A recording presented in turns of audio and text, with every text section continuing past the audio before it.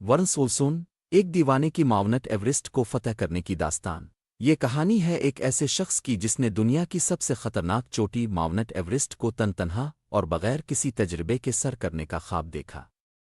یہ کہانی ہے مورنس اولسن کی، ایک برطانوی فوجی کی جس کی ضد اور دیوانگی نے اسے تاریخ کے صفحات میں ہمیشہ کے لیے امر کر دیا۔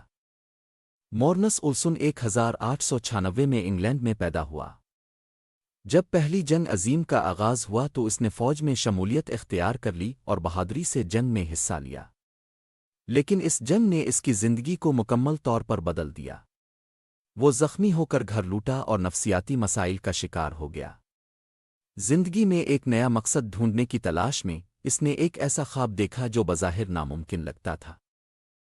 1924 میں جب مشہور کو پیما جارج مالوری اور اینڈریو آروم معاونت ایورسٹ کو سر کرنے کی کوشش میں لاپتہ ہو گئے تو اولسن نے فیصلہ کیا کہ وہ وہی کارنامہ انجام دے گا جو ان عظیم کو پیماؤں سے ممکن نہ ہو سکا۔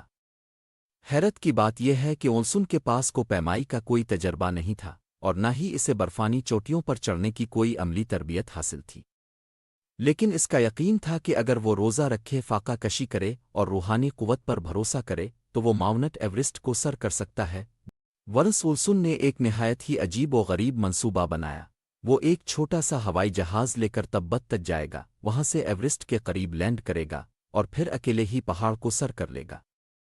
اس نے خود سے پائلٹ بننے کی تربیت لی اور ایک پرانا جہاز جپسی ماتھ خریدا۔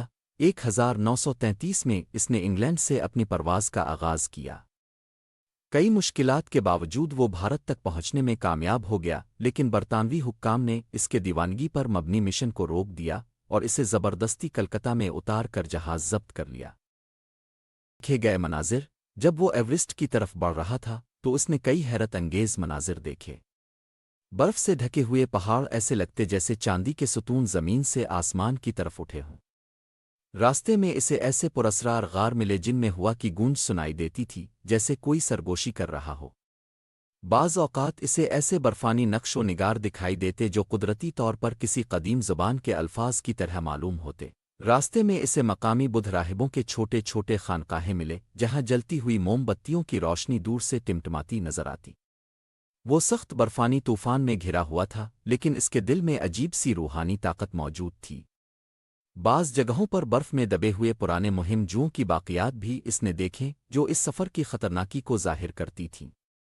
جون 1934 میں مقامی شیر اپا گائیڈز نے اس کا آخری سراغ 19,000 فٹ کی بلندی پر لگایا۔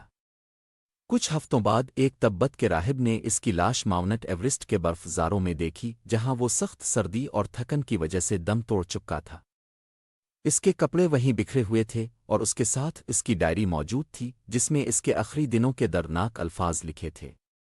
مورنس اولسن کی میراث: مورنس اولسن ناکام ضرور ہوا، لیکن اس کی کہانی آج بھی ان لوگوں کے لیے ایک مثال ہے جو ناممکن خواب دیکھنے کی ہمت رکھتے ہیں۔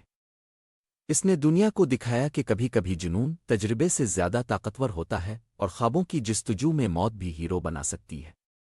آج کو پیما جب معاونت ایورسٹ کو سر کرنے جاتے ہیں تو اس برفانی قبرستان میں مورنس اولسن کی یاد بھی ان کے ساتھ چلتی ہے۔ کیا یہ بہادری تھی یا دیوانگی؟